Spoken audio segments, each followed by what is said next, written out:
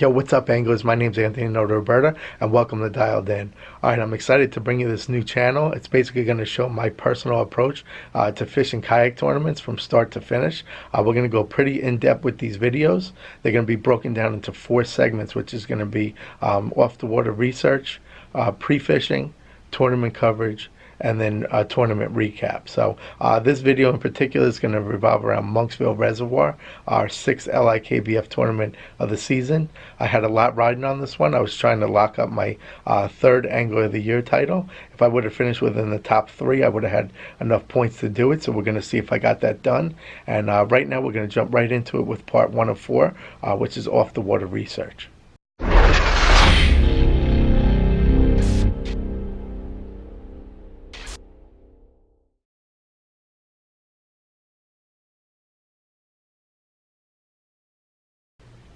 Alright guys, so this is where my tournament preparation starts, right here actually at my desk at work.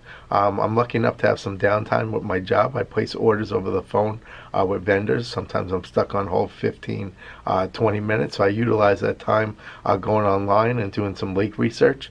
I'm lucky enough to have the dual computer screens behind me, plus I bring my laptop in for a 3rd screen.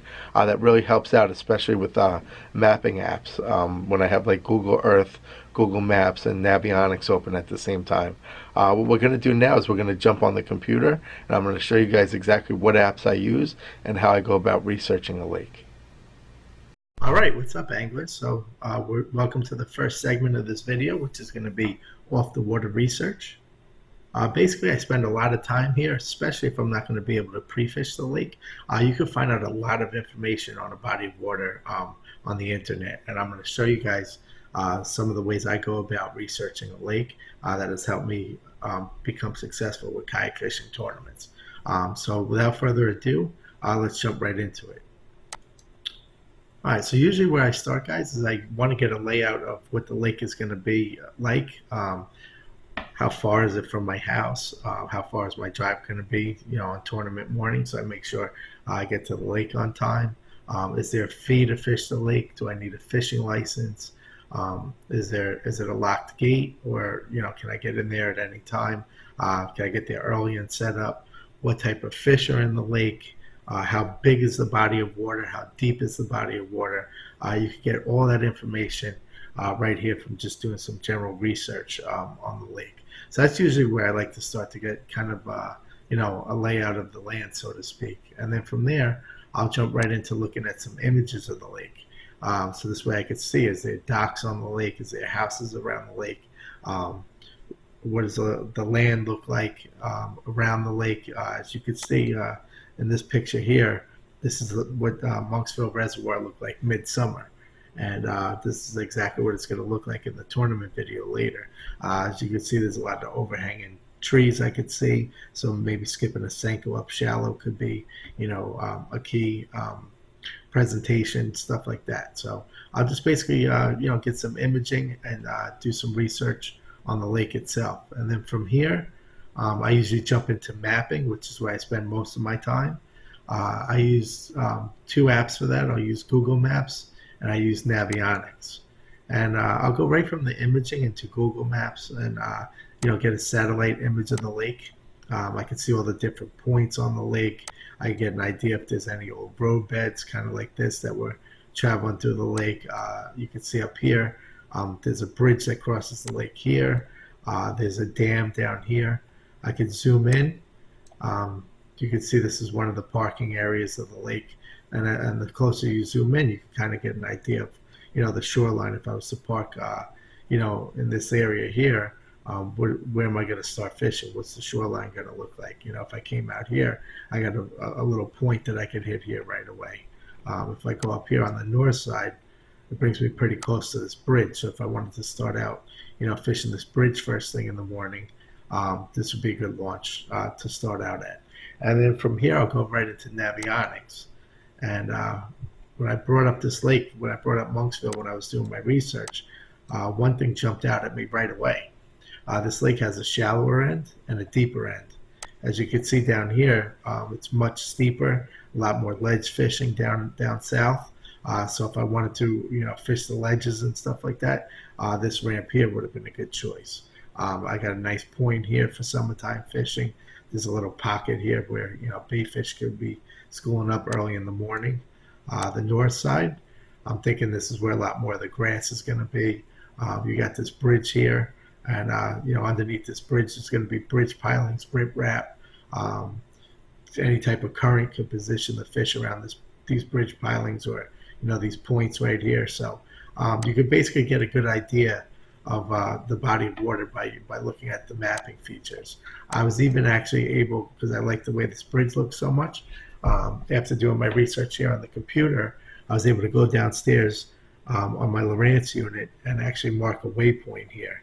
I also marked several of the points on the lake as waypoints, and any type of offshore humps and stuff that I like that I wanted to check out in my pre-fishing. So I had a set of waypoints before I even stepped foot on the lake. From here, I'll go into some YouTube videos. There's nothing better than visually seeing other people catch fish on the lake. It's a great place to start. So what I'll do is I'll go into YouTube. I'll type in Monksville, if I could type. Monksville Reservoir bass fishing. Here we go. And as you can see here, Fishin' Dave. He has a good set of. I think he has like 3 or 4 video series on this lake. So I watched this whole series and I got an idea of the lake. I was able to see these. I couldn't really find these on the satellite imaging or the images that I found, but by watching this video, I was able to see all this flooded timber here and stuff like that. You got some kayak fishermen. Actually, that's not Monksville, but you get the idea. You could find some other kayakers that fish the lake and stuff like that. And then from here, what I'll do is I'll go into try and find other tournaments that were fished on the lake. So right here, this club, Big Bass Association, you can see they fished the lake pretty close to when we did on July 7th. So you get an idea of what kind of bags were coming out of the lake, what kind of weights were winning these tournaments. Looks like a decent amount of people had a 5-fish limit. You could also we all use Tourney-X, so you could use Tourney-X as another reference. You could see there was a tournament here on May 19th of 2019. And if you scroll down, it doesn't look like too many people caught a limit. It looks like only one guy caught a limit. It looks like the fishing was pretty tough. So you could basically, get an idea for the time of the year. Look, a lot of people, you get the idea. A lot of people didn't catch, but you basically could get an idea of how the lake is fishing during a particular time of year.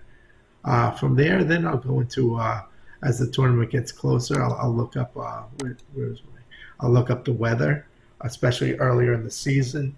Weather is very key with water temperature, around the spawn and stuff like that. But I always look at the weather a couple days out from a tournament, even a week out. I'm starting to learn a little more from feedback on the Facebook page about barometric pressure and stuff like that. I don't know too much about it, but I'm starting to read up about it. You can get all that information from looking at these weather apps, though. Also, I'm the president of Long Island Kayak Bass Fishing, so if it's calling for horrible weather and stuff, we might actually call a tournament off before we drive 2 or 3 hours to go up there. So you get the idea that you can find a lot of how the lake's going to be fishing by looking at the weather as well. And then that's basically it. I definitely dive a lot deeper into each one of these, but I just wanted to kind of give you guys an idea of the apps that I do use. I could spend probably 2 hours just looking back and forth between Google Maps and Navionics and looking at all the different contours on this lake and stuff like that and really picking it apart. And then putting that in conjunction with how other guys were catching them. So if I saw, he was really catching them, where they stick up, so I could try and find those areas on Navionics, especially after I pre-fish, I can mark those areas and kind of key in on them. But yeah, that's basically it. That's kind of what I wanted to share with you guys.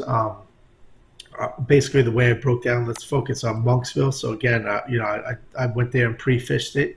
I don't always get to pre-fish every lake, but I was definitely drawn to this north side.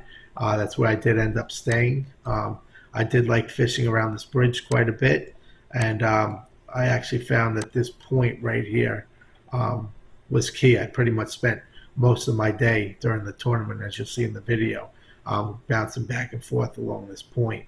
Um, and as you can see, these contour lines they come in really close right here as they wrap around this point. And what I found right here was a nice grass flat um, with scattered grass. And off of this point, the spot on the spot that I found pre-fishing it, there was a nice rock pile that jetted out about 20 yards with grass all around it, and that's where I caught most of my bigger fish. But I actually marked this point here, wrapping around here on my GPS before I fished the lake, and is one of the spots that I checked out, and it ended up happened to be the spot where I spent most of my time on tourney day. I did venture down here and fish some of these ledges during pre-fishing. I didn't do too well, but we'll discuss that when we get to the pre-fishing segment next. But this basically is going to wrap up, segment one, which is off the water research. So if you guys have any questions or you want me to dive a little bit deeper into any one of these sites that we talked about, just comment down below, and then we'll talk about it. But all right, guys, yeah, that'll lead us into segment two, which is pre-fishing.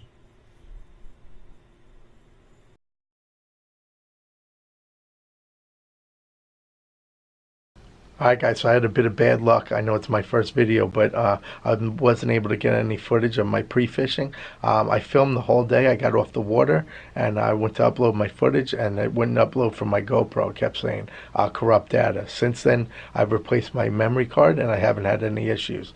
But what we're going to do for this one is we're going to jump back into the mapping. I'm going to show you guys the route that I took and kind of break down how I was fishing the lake. So, alright, let's jump back on the computer and I'll show you guys explain to you guys how I broke down the lake.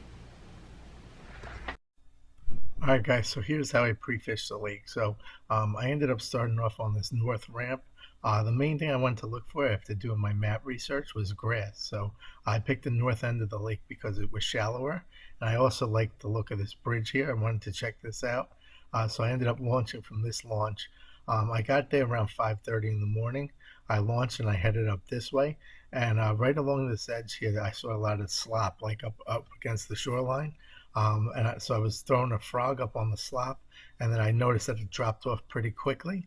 So I was swimming a jig on the drop off. I kind of fished that way down this entire bank. I came around here. I fished some of this riprap with the swim jig. I threw a worm a little bit, and then I ended up going underneath the bridge. I did catch a couple dinks under this bridge piling here. There was a nice solid bridge piling going right down the center here, and underneath this bridge was about 25 to 30 feet of water. So I was letting the worm slide down the bridge pilings, and I caught a couple dinks. Then I came up through here. I fished this riprap bank here. I think I caught one fish on a rock here, another dink. I worked my way over this way, and I was able to find this flooded timber back here. There's a lot of flooded timber in this area here. I fished all the flooded timber for about an hour or so, throwing a swim jig, throwing a regular jig, letting it slide down, the limbs and stuff like that. I threw a little bit of top water back here. I didn't really catch anything. So I worked my way back through this way, came back up this bank. I shot over here for a little bit. I fished this bank, skipping a jig up, underneath the branches and swimming it out. Didn't really catch anything. And then I came up to this point here. I ended up working from here and then coming down over this way because I had marked this on my GPS. And actually, this is a good spot that I ended up finding. This spot had a lot of grass on it, and you can see here, this is actually a rock structure that kind of jets out and makes a point. And all around this was grass. This ended up being a really good spot. I found it on the, by doing my map research and then marked it on my GPS. And when I came over here, I caught a couple decent fish. So after fishing this for a little bit, I worked my way down this bank. I caught a couple fish, working my way down over to here. And once I got to about here, I fished all the way down this bank here to this point. I didn't get a bite. I came around here. I fished over this way. I fished this point. I didn't catch anything, and I fished a couple of these steep ledges. I think I caught maybe like one dink over here. So then I started working my way back because I was trying to get out of here around noon and beat the traffic. I worked my way back up here, and once I got right to about here, I started catching fish again. So that's what made me keen on the north side of the lake because I caught the majority of my fish, in this area here. And then again, once I got to this point again, I caught another nice fish. Worked my way over this way. There was another rock pile, giant rock in the water over here somewhere. And I ended up marking that on my GPS because in pre-fishing, I caught a nice fish off of it. And then I basically made my way back to the ramp. Didn't really catch anything over here. I packed up and I left. So that was the extent of my pre-fishing. So what I ended up finding, I did find the grass I was looking for. Unfortunately, I thought it was going to be back here in the shallower end, but it wasn't. It ended up being off of this point. So I ended up fishing that during tournament day. So let's lead into the tournament video, and we'll see how it all turned out.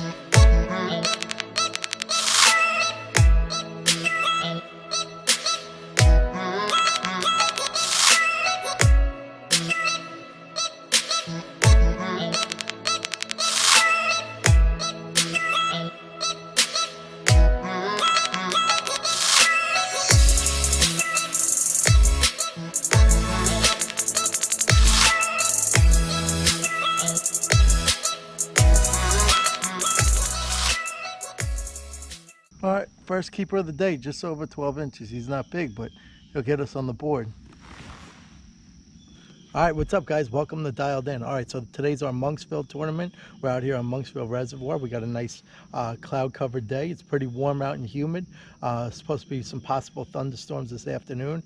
The tournament actually started already, but we got here late and didn't get out on the water until like right before the tournament started. So I didn't have time to do any filming. But anyway, we're out here now. I just caught my first fish, first keeper, a little over 12 inches. It's basically going to be the same type of deal, I think, as when we pre-fished. Just finesse fishing up really shallow. I see now a little bit clearer that there's a lot of rocky shoreline, and then it comes out and drops off pretty significantly, and then right next to that there's a grass edge. So I think between the rocky shoreline and the grass edge is where the bass are sitting. That's where I just caught that one. So we're gonna keep fishing, but yeah, I think that you know, definitely coming up here and pre-fishing, we threw a jig, a swim jig. We threw a frog up on some of the, you know, matted stuff near the shoreline with no bites. But it seems to be that finesse fishing is going to be the deal. I'm throwing just a 4-inch Neko rigged worm on light spinning tackle, and I think that's how we're going to get it done. So I just checked the leaderboard. I uploaded my first fish. I'm in second place. So let's keep grinding and see what happens.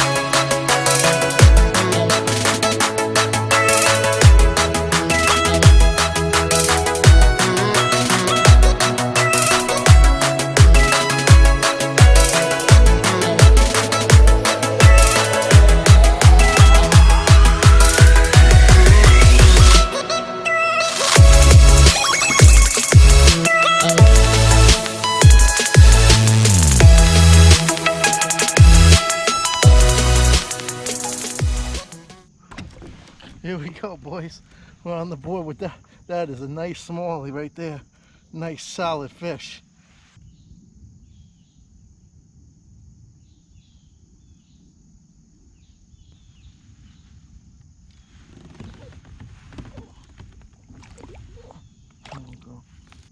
All right, guys, so I just caught that nice smallie 17.50. All right, the way I got it was I was fishing the shoreline and I seen a lot of grass off the shoreline. And as I came up, I saw a giant point made out of rocks that jetted out, I don't know, like 20, 30 yards off the bank. I cast it out to the tip of that point, set the hook, and that's where I caught that fish. So I'm going to try fishing this a little more thoroughly, see if we can get another one. But we got 2 on the board, 1 more for our limit. All right, let's dial them in.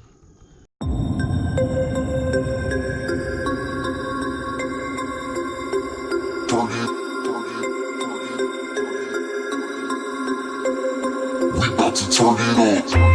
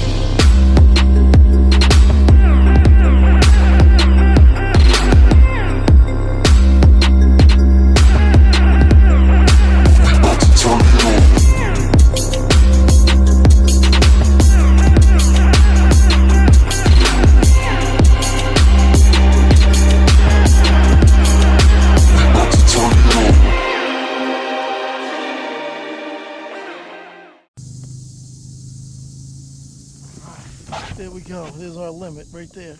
He'll go 12 inches definitely.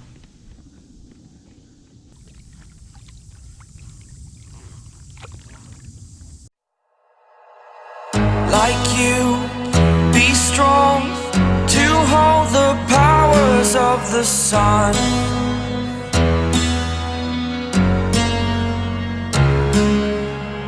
To dream, believe in strength. Now I'm the only one, only one.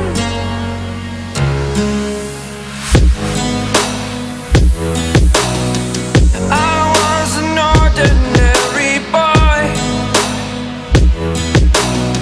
until I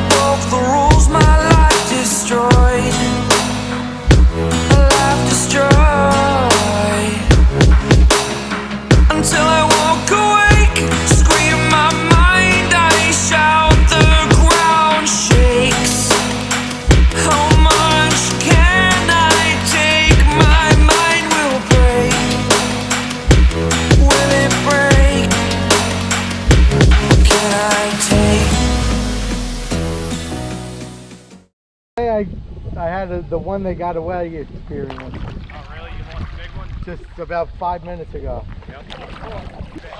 I'm like, I'm waiting for Anthony to take my first place again. No, nice job today, man. You did great. That's awesome. I had a big bass on it. I don't know if it was, I didn't get a look at it, but it was something big. It was pulling drag. Then it went under the boat. I stuck my rod tip down and the hook just popped. I was like, oh. Could have been a big largemouth. Could have been a big largemouth. Could have been Could have been a fucking muscle too. Could have been a smallie. What's up, Don? Big smallmouth. You come for a dick? It might have, because it was in that area. Yeah. Nice. When I first looked Want to make sure everything was judged. I passed it, right? I was like, Dude, I haven't I was like, fucking lake in years. What? I was like, oh damn, and I hooked on the again. And then I pulled it 2 times, and the thing just went 90 degrees. Oh, hell yeah. And I was like, all right, game on time. That's what I had, man. It was pulling. Nick, you want to catch something? Third place with 31.50 inches, Luis Villegas. Way to go, Louis!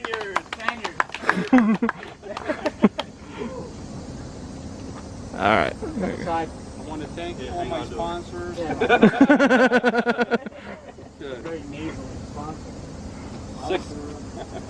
Second place, 44.50 inches, Anthony Otero Roberto. All good. I gotta go on in that new Hobie. That's it. I got This is easier than the second job I did. First place with 45.25 inches, the Frenchman. The raging king of life. Good job, Paul. All right, good. Big fish, 17.5 inches, $130. Anthony. Thank you. All right, I love it when the plan comes together. That was an awesome day of fishing. It was tough out there. It's a good thing we did that pre-fishing. Awesome day out on the water. We'll talk about everything that happened today in the recap video. Right now, I'm going to get on the road and try and beat the traffic. All right, guys, thanks for watching.